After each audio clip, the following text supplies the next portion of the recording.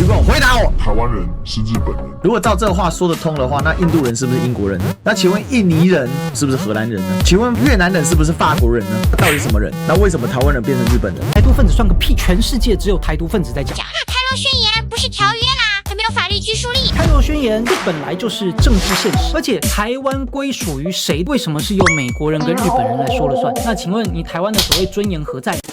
Ladies and gentlemen, welcome the host.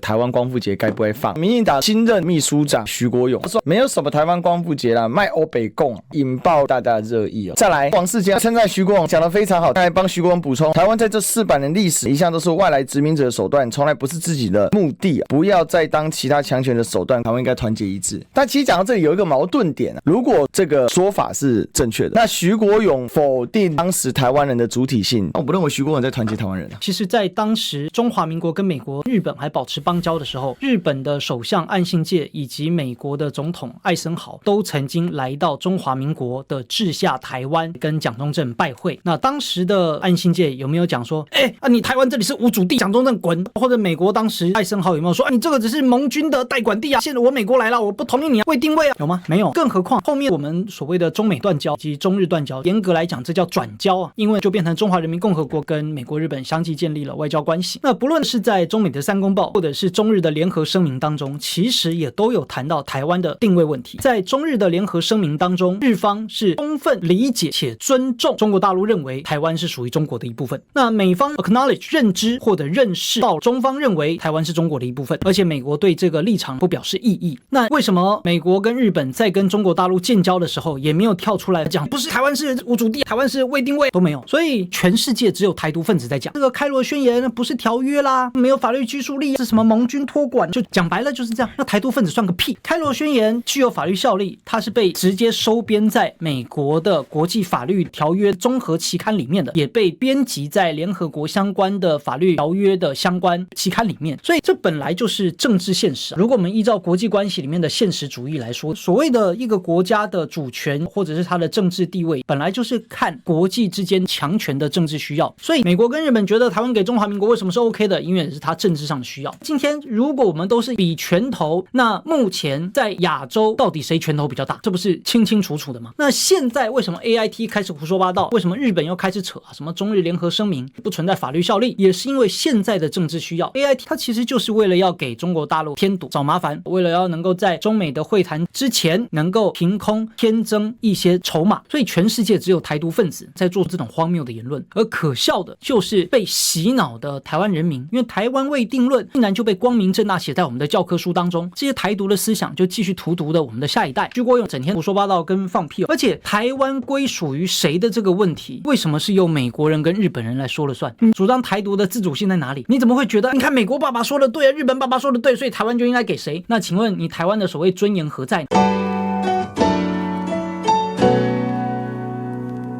二战时期，日军侵华占领了中国大陆的东北，当时就推行奴化教育，告诉大家不要当中国人，改当日本人。日本建立大东亚共荣圈，日本好棒棒啊！所以当年的中国有志之士都知道，日本就是要搞亡国灭种。那好险，因为当时日军占领东北时间不是很长，所以这一套奴化教育、洗脑教育没有成功。可是，在台湾殖民50年就成功了，成功了塑造出了一代的皇民，但愿意去当日本皇民的全台湾人口还不到2%，真正的是只有1.3%。为什么大家强调去当皇民？因为台湾人只是日本的属民，不是日本的国民。去当了皇民之后，你才能够享受到跟日本人同等的待遇。否则，为什么很多从武装抗日走到议会改革，争取权利、抗战，在当年我们成功的打跑了日本鬼子。可是现在的台独分子在跟当初的日本皇军在干一模一样的事情，透过教科书来告诉大家不当中国人，再告诉大家我们以前都是日本人，都是在搞对中华文化、对中华民族的亡国灭种。所以在台湾为什么选举每一次次都不会有好的结果，或者总是无法进步，因为人家的选举在选政策，中华民国里面的选举都在选国家，所以台湾内部总是有这么一批不承认抗战胜利、不承认光复、也不承认中华民国的人，或者不认识中华民国的人，而且这样的观念还会代代相传，因为他们教科书的洗脑，透过媒体的洗脑，所以现在这一批的年轻人就是日本殖民台湾时期他们所成功遗留下来的余孽，就是民进党跟台独的余孽，然后继续荼毒我们的下一代。所以面对这一些顽固的反中分子，顽固的否认中华民国的日本分子，只有让他们彻底的战败，他才能够臣服。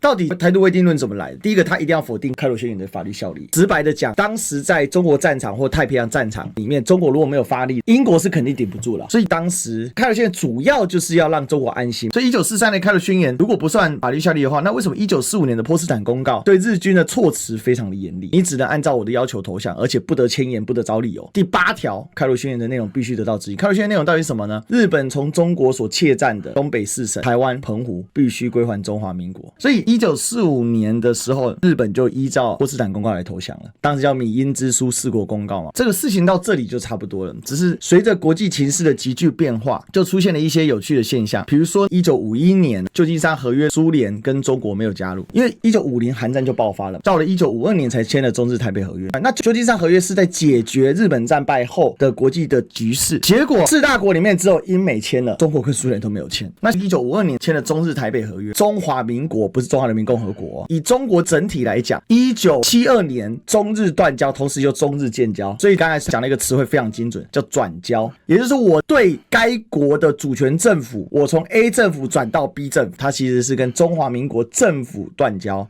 跟中华人民共和国政府建交，这个主要牵涉的还是中国代表权之争。那为什么是1972年中日联合声明呢？因为1971年2758号决议文，中国政府在联合国的代表从中华民国政府转移到了中华人民共和国政府，并且对于中华民国政府来说，这是一个巨大外交挫败，因为他采取的方法是驱除蒋介石及其非法代表，恢复中华人民共和国政府自1949年以来的合法权利。那这代表1949到1971在联合国的官方认定里面，相当于是当时的蒋介石政府，也就是中华民国在台北的政府，他是非法窃占这个席位，而且这个非法窃占是被写进去的。那是谁出卖了当时的中华民国政府？就是现在一般把中华民国政府简称台湾美利坚合众国政府，所以才有1972年中日联合声明里面，他就废除了1951年所签订的所谓中日台北合约。中日台北合约在台独的一个看法里面，它是作为旧金山合约的附约，其实这是个错误的说法。中日台北合约就是个独立的合约，它只是去承认了旧金山合约的内容而已。那台湾朋友的归属问题其实也不需要旧金山合约再来补充，因为事实上在1945年日本按照波茨坦公告投降的时候，就坚定的执行了开罗宣言的这些国际情势的变化，是因为韩战打了，冷战正式开启了，所以美国为了应对地缘政治的急剧变化，做了对抗，他必须在中国政府里面找一个代理人，而这个代理人就叫中华民国。这也是为什么我们今天台湾所有的政治人物那么的亲美，而且几乎没办法抵抗美国，所以根本不用扯后面一大堆的国际情势的变化。结果他们民进党政府装聋作哑。